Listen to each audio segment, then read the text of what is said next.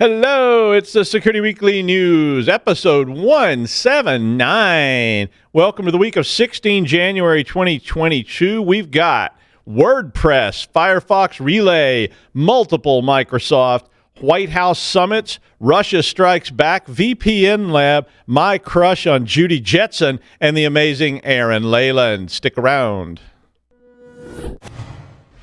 This is Security Weekly, for security professionals, by security professionals. We interrupt our program to bring you this important message. It's the show that keeps you up to date on the latest security news twice a week. Your trusted source for accurate security information and expert analysis. It's time for Security Weekly News. Every 11 seconds, there's a new ransomware attack. Oil pipelines, universities, corporations, all paying millions of dollars. Barracuda says, don't pay the ransom. Before a ransomware attack occurs, train your teams to recognize an attack and use anti-phishing technology. Protect your applications, and they can't get onto your network. Simple backup and restore solutions quickly recover your data without paying the ransom. Build your ransomware protection plan now by visiting securityweekly.com/Barracuda. That's securityweekly.com/Barracuda. All right, and now the news. This first report was very interesting to me. For the longest time, there was this whole idea that Linux wasn't really subject to malware. I mean, I've had people say that to me. I had them say it about Apple, too. So they say, oh, I got an Apple computer. I don't have to worry about malware. I have people say, oh, I have Linux servers. I don't need to worry about malware. And I mean, I guess the concept was that it's obscure, and therefore there isn't much malware being developed for those systems, which, I mean, I can see that. I mean, it's kind of true. But and maybe it was true, but it isn't anymore.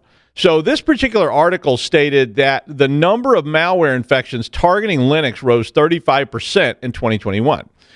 Mozy and XOR were the big players in the space along with Mirai. So Mirai's been around a long time, and there's lots of other forks of Mirai. But the main reason, though, appears it's a little bit of a misleading headline. Imagine that. But the main reason that this appears to be is not an increase in attacks, in my statistical expertise opinion, but it was rather that there was an increase in the number of potential targets because there were more devices suddenly running Linux. And where did all these devices come from? Well, my immediate response was everybody finally wised up and they started running Linux servers. No, that wasn't it either. As I read on, I found out, well, guess what? The IoT and IIoT is a booming world, right? And there's quadrillions of new devices coming up every single day that are all running, you guessed it, Linux. And of course, because these are pseudo-autonomous devices that are, often monitors, switches, valves, controllers, whatever, they're just sitting out there. And so they make perfect bots for a botnet. And so XOR DDoS runs on just about any kind of Linux. It brute forces you via SSH, and then it opens port 2375 for a passwordless root access. Imagine that. So, I mean, and people always say, well, how do you brute force it? I'm like, these things they've got hard-coded passwords and so on. Mozy is a botnet, and Mirai is another botnet that have all been out there. So all these are really sound more like that instead of targeting, say, like Linux-based web servers or Linux-based LDAP servers or whatever, they're basically targeting the creation of bots for crypto mining and all this kind of stuff that people use botnets for. Now, alongside this, is a lot of weakness that gets built into systems with hard-coded default passwords, hard-coded passwords, and so on. So I would not expect to see this declining anytime soon. And of course, right alongside that means that as people develop more stuff targeting Linux, they will also be using it against your Linux servers. So if you're one of those people sitting there saying, I don't need to worry about my Linux boxes, well, you might want to start worrying about them. Speaking of server problems, Microsoft released an emergency out-of-band update to correct the issues in the other updates that were updated previously to update the past updates that were also flawed, and all those got sent out on Patch Tuesday and has subsequently caused all sorts of problems. As of today, they put out fixes for all these issues, supposedly. And who knows how many new issues there will be, but they put out fixes that were reported last week on Patch Tuesday. So this update in particular deals with the VPN connectivity issue, the domain controller restarting issue, the Hyper-V failures, and the REFS formatted media failing to mount issues that were in the Patch Tuesday update. So At this point, you have to go and get all these from the Microsoft Update catalog and then dig through them. And if you've ever done this, and I have, and you probably have too, if you've ever had to dig through this update catalog and try to guess which patch might work on your device, and then download 7 wrong ones before you finally get the right one and all that kind of stuff. I looked on there was patches for Windows 10, Windows 11, a whole pile of server versions from like 2012 all the way through 2020 and so on. So there was a lot of stuff there that's obviously going to result in a fairly major update, probably, I guess, in the next patch Tuesday. But this article did describe how to install all these updates and how to uninstall some of the previous updates that you already installed that will keep you from installing the new updates that need to be uninstalled before you can do the reinstall. Yeah. Get all that down? Okay, good. Firefox Relay, a lot of us are familiar with this. It is a service that was launched last year to assist people in obfuscating their actual email addresses. This is a variation of the traditional sort of burner email or whatever. This is a little more sophisticated than that. When none of us like to use our real email addresses for when you have to go register on, Pornhub. Not that I ever did that or anything like that, but, when you registered on, prayer.com or whatever, and you didn't want them to get your information and sell it. So Relay has a free and a premium service that hides your real address and adds a disposable address to allow you to use that on the other site, and that way they can't get your email, add it to their sales catalog, and not even give you a cut, which always bugged me. If they just offer me I always say they offer you part of it, right? We're going to sell all your stuff. We'll at least give you a cut of it, and then people would agree to it. But anyway, if you use it, you get a mozmail.com address, which then forwards email to your actual address. So you just push that in, and it changes all the time, so you can continually, use new addresses. I mean, a lot of us do this with like domains that I have a domain I only use for like this kind of spam email throwaway stuff. And I just go in there and create another email address and delete the old one, and I just use it over and over again. But it is useful for a lot of those kind of things where you want to, to create free Wi-Fi or whatever kind of stuff like that. Other services like 10-Minute Mail, Gorilla Mail, and Mailinator, those were a little less reputable, I guess, because they were all these sort of, they like 10-Minute Mail, the address only lasts for a very short period of time, and then it goes away. So you're sort of thwarting spammer. Anyway, Firefox's Relay was added to a disposable email domains list on GitHub that is apparently used by quite a few different services that block emails. So subsequently, it blocked Firefox Relay. Firefox claims that they are different from all the others and that they have all these anti-abuse protections in place and mechanisms such that this cannot be abused for spamming and whatever, so that it can only be used for the purpose for which it was intended, which was to allow you to have a temporary email address. All the users that were interviewed in this article were basically saying, hey, I'm not a spammer. I just want to protect my privacy.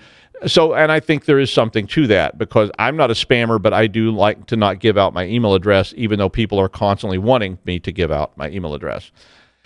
3 WordPress plugins have the same vulnerability found in them that will allow an attacker to change arbitrary site options and then basically take over your whole WordPress site. It's not as bad as it sounded, though, in the headline. The flaw is in this thing called the login sign-in group pop-up, which is a plugin that helps you with setting up logins and whatever. But it was running on 20,000 sites as of the time of the article, and they looked into it, and then they found that 2 other plugins that were also developed by, and I have no idea how to pronounce this, Xootix, Xootix. I don't know how this handle is pronounced, but Xootix beats me. But the other 2 were called Sidecart WooCommerce Ajax, which is on 60,000 sites, and Waitlist WooCommerce, which back in stock notifier, which is on 4,000. These are all like utility add-ons for your WordPress site. This report was from WordFence, and they found the vulnerability. They found all 3 plugins register the save settings function via a WP Ajax action. And if you want to read all the grim details of that, it's in the article. But because there was some missing stuff, so they don't have integrity checking, and there was a missing nonce check and some things like that, it means that you could effectively target these without validation. Now, the reason this is not as bad as I first thought, it does require that you manipulate the site administrator. So you have to have the site administrator log in and get them to do something. So they have to click a link or browse to a certain site or something, although, we all know that's a pretty easy thing to do, especially with WordPress. And a lot of WordPress administrators are not security experts. So they're, it's an English teacher at the high school who got saddled with setting up the WordPress site. So yeah, the article recommends that if you are using any of these plugins, you should absolutely ensure that you're patched up to the latest versions of them. So common recommendation. Log4j. Yeah, it's impossible to do a news show without saying Log4j these days. Log4j triggered an event in Washington. The White House. So that if you're watching, you can see the picture of the White House. The White House actually set up a thing called the White House Software Security Summit, and the meeting actually occurred on January 13th. I guess my invite got lost in the mail, Joe. I keep I know I moved, and it's probably in that transition between my old address and my new address or something. I don't know. But anyway, the summit brought together all the major players from software companies like Amazon and Akamai and Apple and GitHub and Google and Meta and Microsoft and Red Hat and all those people. And they intermingled them with open source members from Apache and Linux. Although apparently they had to delouse all the open source people before they would let them in the White House or something like that. But I'm just kidding. But the point of the summit was to try and prevent defects and vulnerabilities in code. Good luck with that. And open source tools. Also good luck with that. They wanted to improve the process for finding these defects and patching them, which seems more reasonable than preventing them in the first place, since we haven't had much luck with that. And they wanted to shorten the response time for distributing and implementing fixes. I'm sure they got really good responses from Microsoft and people going, yes, of course, we'll look into it. But open source provides for a lot of innovation, as we all know, and it's also innovation that's cheap, because if you can put something out there, and let a whole lot of people work on it, you get all kinds of cool stuff. You get all kinds of bad stuff too. But when you have a library function that was written by Big Daddy 69, and then that gets used in a library that is eventually used in another library that's in the DoD secret X-File server, well, Big Daddy wasn't maybe the best coder around. And you know that drill, right? We've been dealing with that for 2 years now. Anyway, actually, we've been dealing with that for 50 years now or more. But anyway, it's interesting to see these things starting to get some attention from the government. Not sure what's going to come of a White House summit, but hey, and next time, be sure and give me an invite. I want to go to the Oval Office and hang out. Yeah, you know who you are, Joe. I'm talking to you, so call me and all that. All right.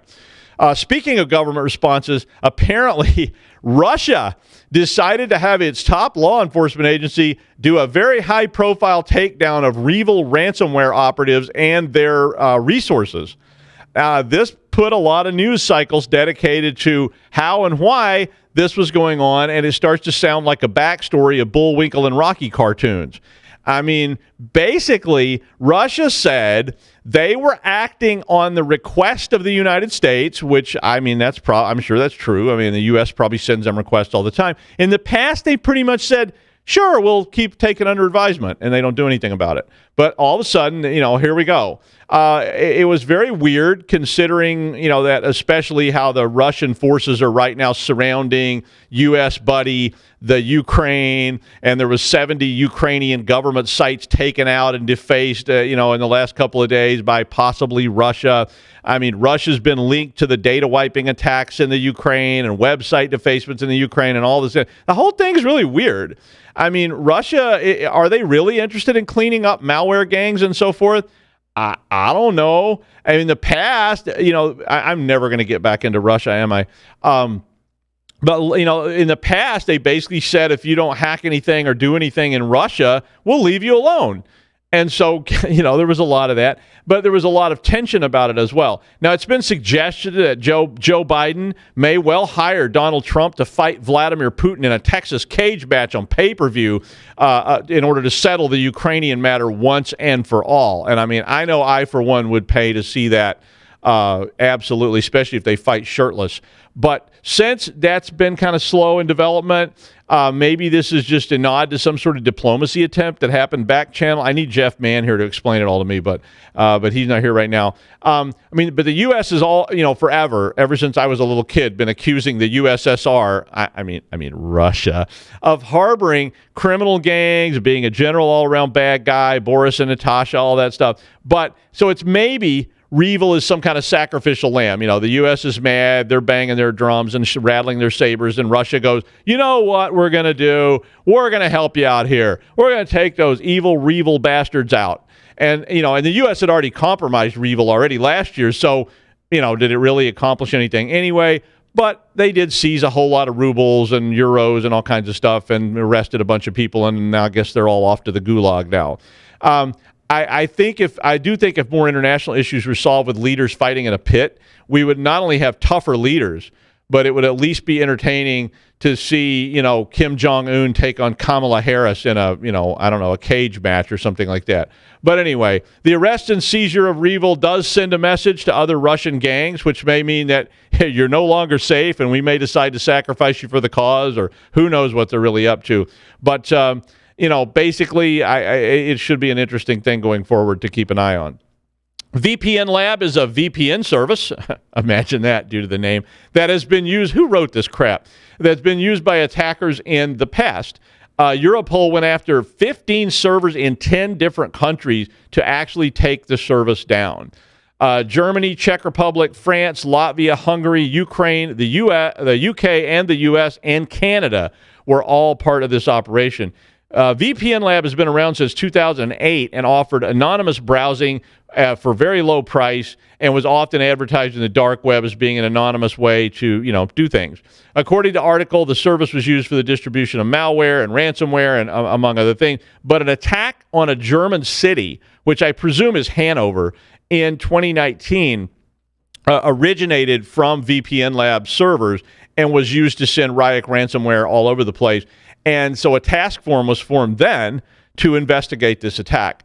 And all the domains for VPNLab then had seizure notices posted on them today, saying they were seized on the 17th, which was yesterday. And lists on the header of it, it lists the police from Hanover and the Verden Public Prosecutor's Offices as the agency that was doing the prosecution. So there you go. Well, his flavored nori products have been described as fragrant, provocative, umami, musty, and unusual by chefs around the world. Gordon Ramsay said, "What the hell is that?" But purists believe that the products have natural healing powers, and some say the very essence of life itself. Please welcome our friend, Chef Aaran Leyland. Thank you, Dr. Doug. Sounding smooth as ever, like your namesake over in Russia, Mr. REvil, who I've been calling REvil for the longest time, and I don't even know where I'd get that from. But anyway, I cannot see capitalization. But anyway, as Doug said, I'm Aaran Leyland from Restricted Access, and you have me standing in for Jason. There is nothing this man does not know about chopping trees and duck herding wood. Okay, Happy New Year, listeners. I'm going to take you way back when, sometime in the middle of the pandemic in 2021. And that's when we began with InfoSec suppressing fires in the aftermath of the considerable SolarWinds hack. I bet you thought you'd heard the last of that, but then ended with the disclosure of Log4j vulnerability. And nice to see the White House bringing that back up again. And that also reminds me that if you've not heard of it, other than today, and other than from Dr. Doug, in your change control boards, maybe you should bring it up in the any other business, as we are yet to have our MRST or NHS of that CVE number you will never forget, 2021 44 228. And I'd be interested to see how people name that out, as I'm still on REvil. Okay, enough of the doom and gloom, and I'll bring you on to how you can layer defenses to help stop you becoming the next organization to hit the headlines for all the wrong reasons, like REvil possibly not paying the local mafioso man and then getting taken down pretty hard. Okay, so HelpNet Security are reporting this week that the global market for zero trust security is estimated in 2020 as 18.3 billion, which is a really big number. It's actually so big I had to go onto YouTube and then put in, show me the difference between 1 million and 1 billion. So it actually resonated with me how big a billion was. But anyway, that 18.3 is about to jump over the next few years to 2027, where it's going to be 64.4 billion. I'm not sure how they come up with them numbers, but the numbers are massive. So I don't know about you, but sometimes the name becomes bigger than what it stands to represent. So I thought I would take a bit of a deep dive into Zero Trust and what it means for us, the InfoSec professional. So starting with some history, as it's always nice to name check those who are pushing the boundaries for us. And we'll go back to about 10 years ago when, I love this name, and I'm probably slaughtering it, but John Kindervag outlined the Zero Trust security model when he was VP and principal analyst on the security and risk team at Forrester Research. He spent years there doing primary research, and the result was a new model of trust, a new approach to security, and a security strategy apparently designed to stop the mounting data breaches. Although this is possibly, I guess, if the internet and networks were all greenfield, probably what somebody very young would set it up to look like, having known what we know now. But still, thank you. Okay, so it reminds me back in my military days when a lot of Telnet was still used and technicians were always logged on as root. But I believe that's not the case anymore. But when we look at Zero Trust, obviously this being InfoSec and cyber, we'll hear it referred to more than just Zero Trust. We'll also hear it referred to as the Zero Trust security model and Zero Trust architecture, Zero Trust network architecture, also abbreviated the ZTA and ZTNA, and sometimes even as perimeter-less security. But obviously that's only to the mavericks of our trade who are pushing boundaries. Okay, much to the importance of the future of Zero Trust, Nist has also released a special publication, which is Nist Special Publication 800-207 called Zero Trust Architecture. Okay, I read that publication today. It's really long. I'm going to give you a short pre-say on it. The publication defines Zero Trust as a collection of concepts and ideas designed to reduce the uncertainty in enforcing accurate per request access decisions in information systems and services in the face of a network viewed as compromised. A Zero Trust architecture is an enterprise's cybersecurity plan that utilizes Zero Trust concepts, strangely, and encompasses component relationships, workflow planning, and access policies. Okay, so the main part you understand here is that Zero Trust assumes there is no implicit trust granted to assets or user accounts based solely on their physical or network location. For example, local area networks versus the internet, or based on asset ownership, where it could be enterprise or personally owned. Authentication, I'm playing off buzzwords here, authentication and authorization, which could be both subject and device, and there are also discrete functions performed before a session to enterprise resource is established. Okay, so Zero Trust focuses on protecting resources, so your asset services, workflows, network accounts, and other things, but not network segments, as the network location is normally seen, is no longer even seen as the prime component to the security posture of the resource. So any enterprise environment can be designed with Zero Trust tenants in mind.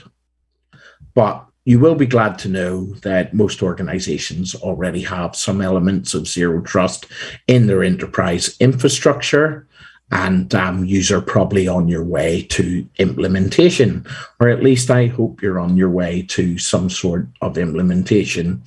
And that will obviously help your security and resiliency policies and be good for best practice. Several deployment scenarios and use cases lend themselves ready to a zero trust architecture. For instance, and I'm going to be really cool and call it ZTA, has its roots in organizations that are geographically distributed and or have a highly mobile force. Obviously, these organizations are used to people moving about. They're used to, as I say, people being geographically distributed. So they will be looking at authentication and authorization a lot more than a network of people all in one building. So anyway, there's a better bet before you start ripping out cables that implementing a ZTA is a journey rather than a wholesale replacement of infrastructure or processes, which obviously none of us would get a business to sign off. But I guess what we're saying is an organization should seek to incrementally implement zero trust principles, process changes, and technology solutions, obviously to protect your assets. I guess this will mean that most enterprises will continue to operate in a hybrid zero trust perimeter based mode for an indefinite period, probably. But as long as you're continuing to invest in ongoing modernization initiatives, you should get there. And as I say, if you're in the nice position of being in a pure zero trust, like sort of in a greenfield site, you'll be able to set up a pure zero trust architecture. I guess it's like we'll bring up some cases where maybe zero trust would have helped us out. And I guess way back when SolarWinds was knocking about, Dave Nick Siffer, he wrote about the need for government agencies to protect their data by adopting zero trust technologies. And then also dark reading journalist Jai Vinjan advocated the use of air gaps and segmentation between network resources, and that was to help contain damage. So that was all part of zero trust as well.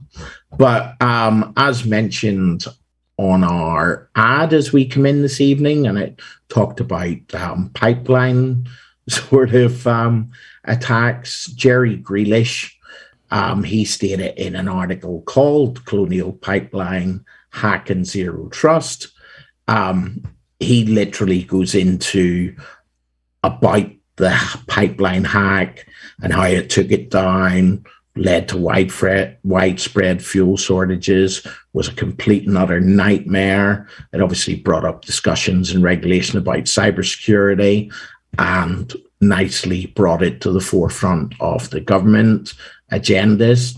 But I guess this was a monumental hack. And when we look back at it, this was a long idle account. The attackers actually gained access to the networks of the Colonial Pipeline through a VPN that enabled employees to access the company's network remotely. And it was an old account by all regards, but which is highly been publicized highly, that there was a ransom paid of 75 bitcoins, which was about $4.4 million US at the time. But lucky enough, the FBI did some good work there and recouped some of it. But zero trust probably meant that wasn't as bad as it could have been, as in some elements of zero trust being implemented. But if there was a sort of zero trust in a true form, it probably wouldn't have got very far at all or anywhere. And I guess one of the best things that it can do is stopping lateral movement, which will stop hackers navigating through networks. And obviously, once they have gained some sort of initial authorization in a traditional cybersecurity network, and I guess people go back to thinking about that as a castle with a moat. And once you're over the moat and you're inside the castle, you can move around freely. But if you've implemented zero trust protocols, you're going to get stopped, and it's going to make lateral movement much, much harder. I guess it does beg a belief that I believe that was a password found on the dark web, and it was a really old password, as they say. So obviously we want to stop that. I'm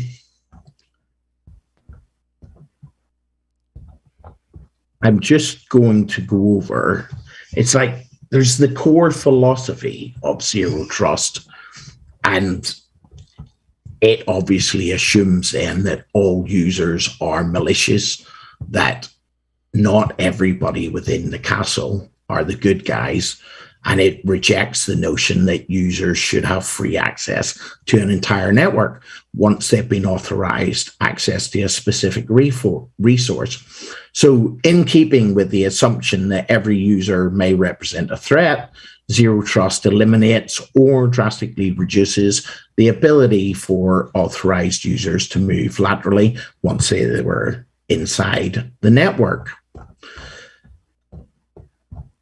So I guess the headlines are for zero trust is that you should minimize privileged account use.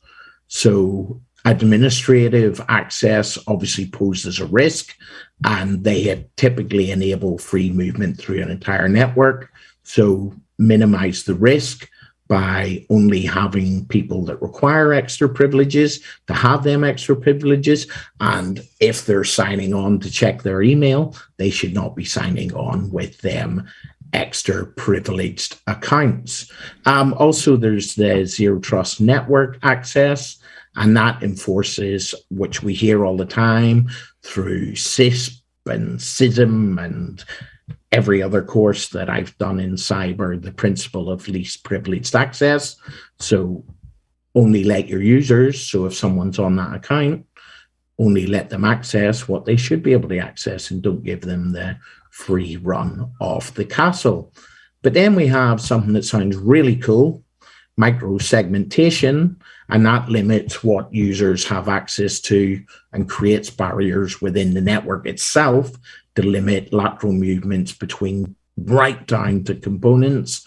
And that can be down to individual workload. For example, like an Ericom application isolator automates assignment of access privileges at the individual level and prevents users from even seeing apps they are not allowed access to. And finally, for this, it's the context-based access control, and that goes beyond the ZTNA in that it is implemented in a way that is context-sensitive. This means users only have access to certain apps or devices if they are authorized at the point in time they are trying to use them, or from a location that the system recognizes as a site where the user generally works.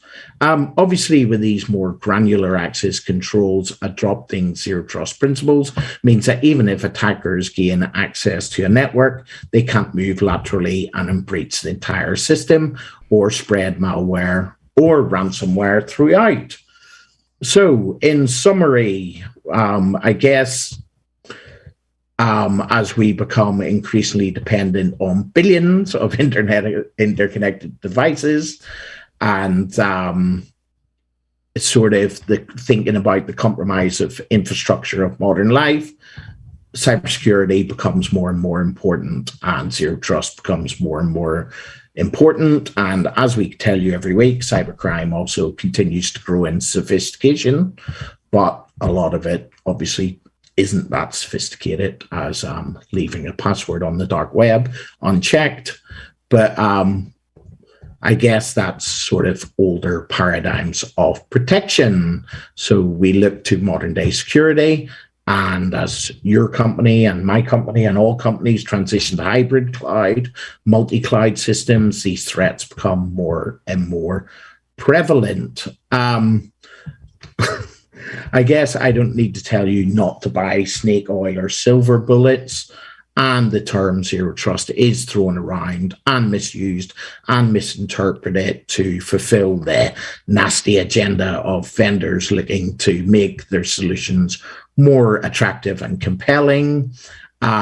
Ricardo, who's a cyber advisor at Palo Alto Networks, wrote in a blog late last year that service provider, strange vendors writing in a blog about vendors. Okay, I get it. Service providers might list zero trust network access, software defined perimeters, or identity defined perimeters products as silver bullets of a zero trust architecture without pursuing a zero trust strategy for the whole enterprise.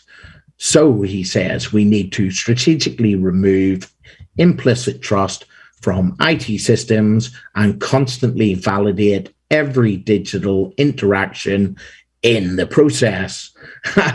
He goes on to say zero trust can be frothy. I don't know what that means. It's a term that marketers love to throw around. So organizations are right to be skeptical when they're promised zero trust. Okay, zero trust is not a product. It's not a set of practices. It's a way of thinking, says Mr. Miyagi. Okay, so the core tenet, never trust, always verify. Okay, headlines, bottom line at the bottom line, we need to move towards zero trust. Not think about it as buying more blinky boxes. Think about it as a strategy. Zero trust is a strategy. It's not buying loads of new equipment, although it might need some. Okay, now back to the man we all put 100% trust in. Dr. Doug, back to you in the studio with zero trust. Thank you, Aaron. No more blinky boxes here. So, but yeah, that's we all need to. It's zero trust is a way of life, and it's a long road that you walk toward the top of the mountain. Or maybe that was Batman. I'm not sure. All right. Thanks, Aaron. And finally, happy birthday, George Jetson. Way back in 1962, before even I was born, there was a new show being promoted by Hanna-Barbera that was called The Jetsons. And the Jetsons promised a future of flying cars, household robots, outdoor floating dog walking treadmills. Don't ask what was down below the Jetsons' house because you don't want to know. And also George's really attractive daughter that was my first crush, Judy. But a popular meme has repeatedly said that 2022 is the year that George was born. And this is, of course, due to cartoon nerds having lots of spare time to pore over endless documents and cells from cartoons. And note, I love the Jetsons. But not that I'm a nerd or anything. But anyway, the promos said that the show took place 100 years in the future, so 2062. And apparently there was an episode in which George is told by a doctor that he will live to be 150 years old. And he replies, well, that gives me 110 good years, which would make him 40 in 2062, and therefore he would have been born in 2022. And that's the news. Thanks, Aaron. I'll see you on Friday with the wrap-up show. Enjoy the weather.